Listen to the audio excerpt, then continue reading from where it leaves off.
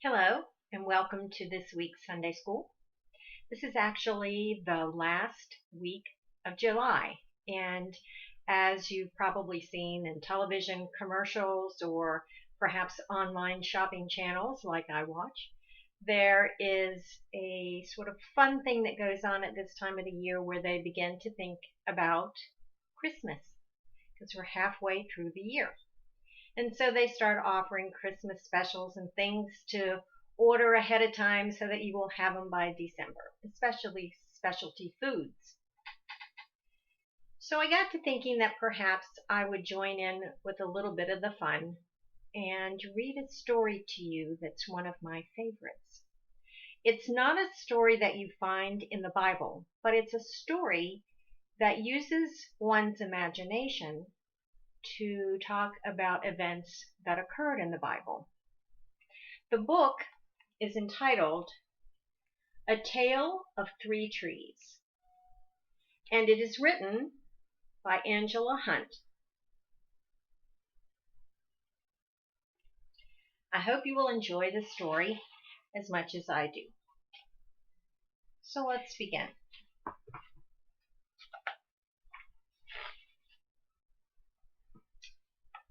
Once upon a mountaintop, three little trees stood and dreamed of what they wanted to become when they grew up.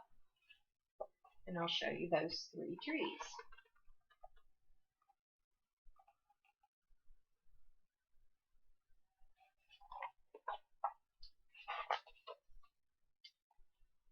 The first little tree looked up at the stars, twinkling like diamonds above him, and wanted to hold treasure. He said, "I want to be covered with gold and filled with precious stones. I will be the most beautiful treasure chest in the world." The second little tree looked out at a small stream trickling by its own way to the ocean. "I want to be a strong sailing ship," he said. "I want to travel mighty waters and carry powerful kings. I will be the strongest ship in the world." The third little tree looked down into the valley below where busy men and busy women worked in a busy town. "I don't want to leave this mountaintop at all," she said. "I want to grow so tall that when people stop to look at me, they will raise their eyes to heaven and think of God. I will be the tallest tree in the world."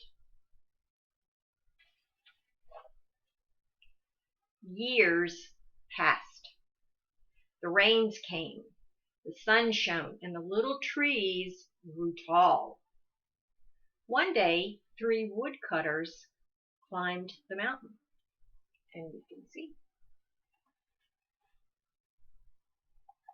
These pictures are maybe a little bit dark for the computer, so I'm not sure if you can see too well.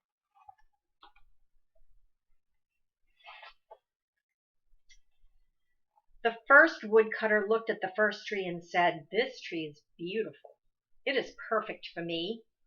With a swoop of his shining axe, the first tree fell. "Now I shall be made into a beautiful chest," thought the first tree.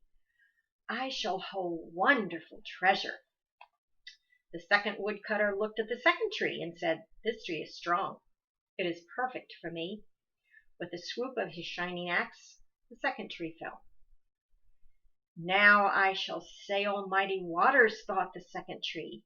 "I shall be a strong ship, fit for kings." The third tree felt her heart sink when the last woodcutter looked her way. She stood straight and tall and pointed bravely to heaven. But the woodcutter never even looked up. "Any kind of tree will do for me," he said. With the swoop of his shining axe, the third tree fell.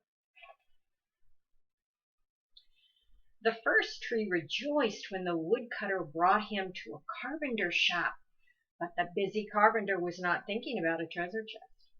Instead, his work-worn hands fashioned the tree into a feed box for animals.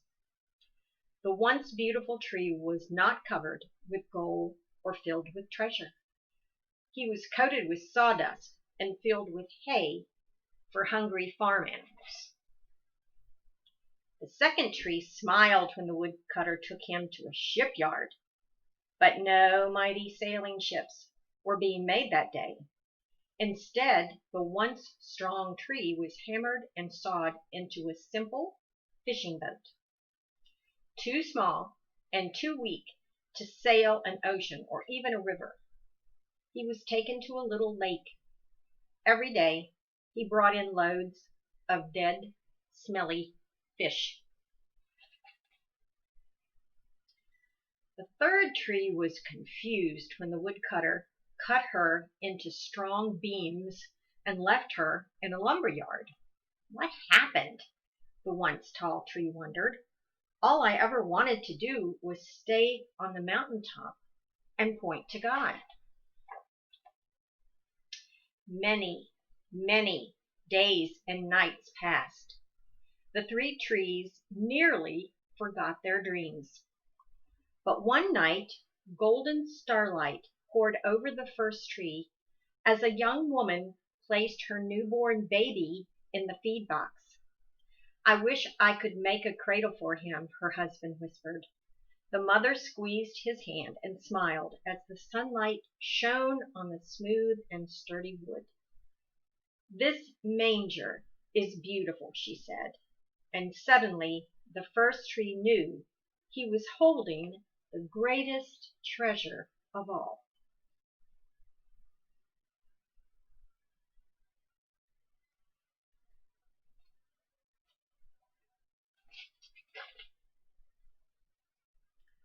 One evening, a tired traveler and his friends crowded into an old fishing boat. The traveler fell asleep as the second tree quietly sailed out into the lake. Soon a thundering and thrashing storm arose. The little tree shuddered. He knew he did not have the strength to carry so many passengers safely through the wind and rain. The tired man awakened. He stood up, stretched out his hand, and said, "Peace." The storm stopped as quickly as it had begun, and suddenly the second tree knew he was carrying the King of heaven and earth. Of course, we're talking about Jesus. One Friday morning, the third tree was startled when her beams were yanked from the forgotten woodpile. She flinched as she was carried through an angry, jeering crowd. She shuddered when soldiers nailed a man's hands to her. She felt ugly and harsh and cruel.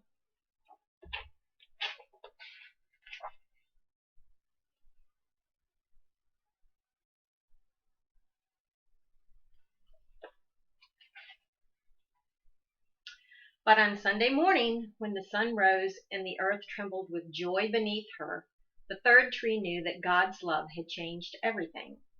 It had made the first tree beautiful. It had made the second tree strong. And every time people thought of the third tree, they would think of God.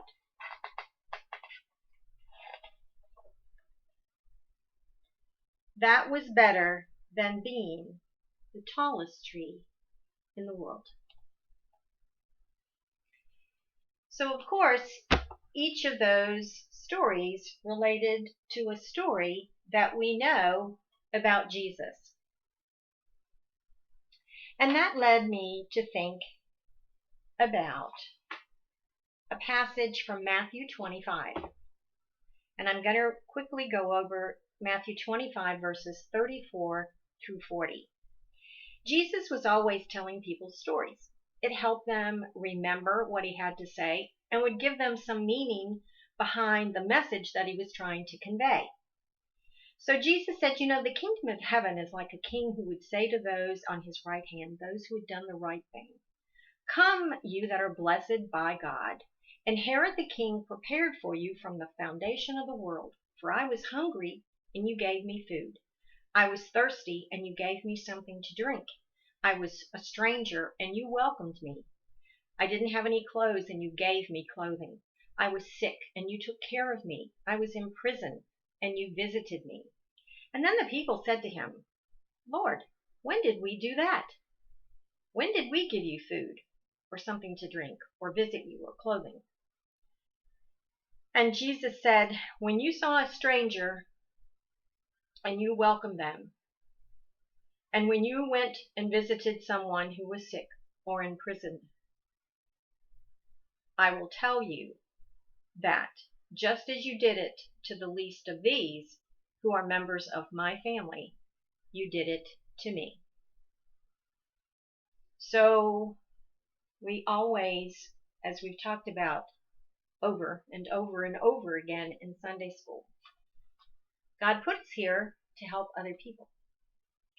So I think that one of the things that I would like for you to do starting this week is I want you to think about choosing a member from the church. There's a lot of people who are older. They don't have as many people coming and visiting them anymore. And so they would appreciate a little bit of contact. So if you would think of someone in the church, email me or text me the name of that person and I'll get their address for you. Take a piece of paper. If you can type it into the computer. And if you can't type, then have your parent take a picture of it and send it to me. And then I will make sure that your message gets to one of the members of the church. Here's my email address, bcthornton@verizon.net. And I'd like for you to think about committing to writing a note to this person one time a month. I know that you know what it means to do good things for other people. We've been doing it for a long time out of the Sunday school.